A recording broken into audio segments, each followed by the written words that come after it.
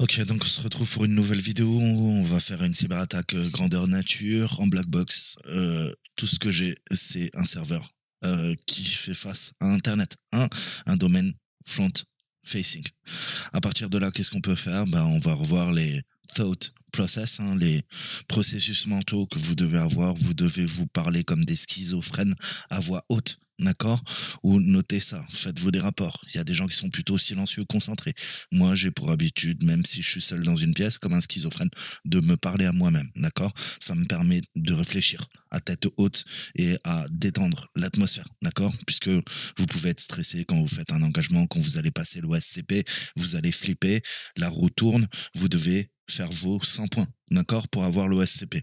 Donc, il va falloir une rigueur, il va falloir des constructions mentales, des schémas de pensée, il va falloir réviser vos tactiques, vos techniques, vos procédures, il va falloir gérer votre stress, il va falloir gérer votre sommeil, il va falloir gérer votre alimentation, et aussi avoir les mind maps, c'est-à-dire ces cartes mentales lorsque vous attaquez tel ou tel système. Quand j'attaque un Linux, il y a déjà une représentation avec l'ensemble des expériences que j'ai pu vivre dans ma vie, avec mes expériences, avec de façon empirique toutes les connaissances que j'ai, je me fais une représentation du système d'exploitation dans ma tête. D'accord? Au niveau du réseau, au niveau la pile TCP, qu'est-ce qu'elle fait? D'accord? Les processus, les threads qui tournent, qu'est-ce qu'il y a? Quelle machine? Quel type de système d'exploitation? Je sais les vecteurs d'attaque, comment je vais attaquer, comment je vais faire mes privesques sous Linux, je sais comment je vais attaquer sous Windows, d'accord? J'ai mon manuel handbook d'opérateur. Si jamais j'ai un trou, je l'ai toujours près de moi. J'ai mes notes à côté de moi, toutes les notes que j'ai prises, d'accord? Et ça me permet, si jamais je bloque, de me débloquer tout seul, comme un grand. J'ai Internet, au pire. D'accord? Donc ça, je vous caricature mon fonctionnement. Je dis pas que mon fonctionnement est un bon fonctionnement. Je te dis comment moi je fonctionne. D'accord? Je te dis comment moi je hack, comment je vais faire, et on va voir des techniques qui sont connues. D'accord? Donc, on va commencer par une phase de reconnaissance. Le but, c'est d'avoir notre gain d'accès initial, comme tout cyberkill chain. La chaîne de destruction unifiée commence par un gain d'accès initial. Mais avant ça, on a, je vous le dis toujours, les phases les plus importantes: la reconnaissance, la numérisation, les scans de port. Et ensuite, on va essayer d'utiliser de nouveaux outils un peu. Je vais installer avec vous là le nécessaire. Et puis, au fur et à mesure, on fera l'installation d'autres logiciels qui vont venir enrichir notre panoplie.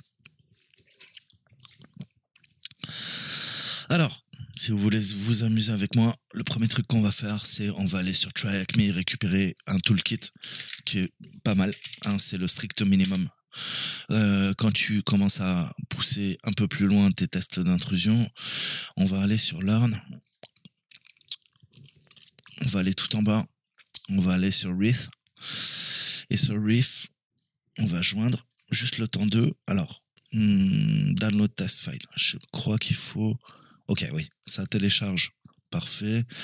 Le mot de passe, il est quelque part par là. Ouais, Reef Network. Donc ça, c'est cadeau.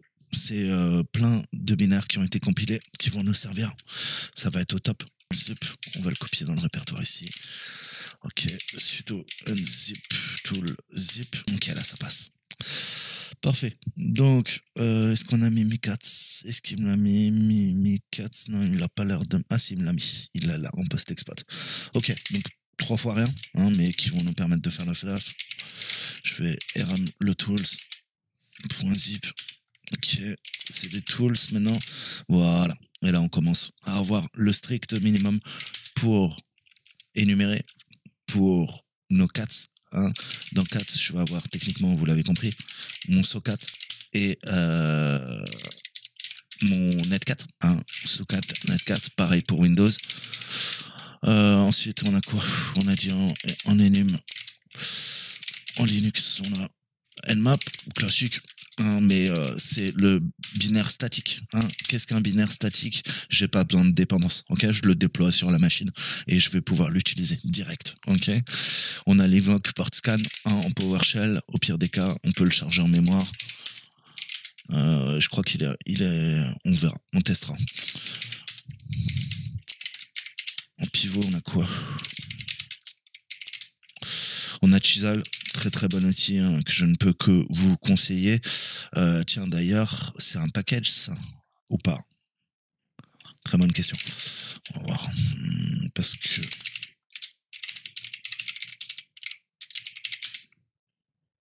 il est déjà installé Chisel. Ouais, cool. Ok, parfait. Donc Chisel, ça va nous permettre de faire du pivot. C'est écrit en Go. Et c'est un outil extrêmement utile pour faire du tunneling. Et c'est ce qui va nous permettre de rebondir entre les machines. D'accord? De pivoter. Chisel version... Ok, donc j'ai les binaires statiques. Comme vous le voyez, ça sera parfait parce que je n'ai pas besoin ni de les installer sur les machines que je vais pirater, ni tout simplement d'avoir des dépendances, d'installer des dépendances. Mimikatz, il est OP. Et on a Linpiz, Winpiz. Ok. On a Winpiz. Je vais venir télécharger Linpiz là-dedans. Alors, on va se prendre la dernière version de Linpiz. Sudo apt install Maltego. Maltego, il est lancé. On va le lancer. Je vais m'en servir pour faire le mappage du réseau.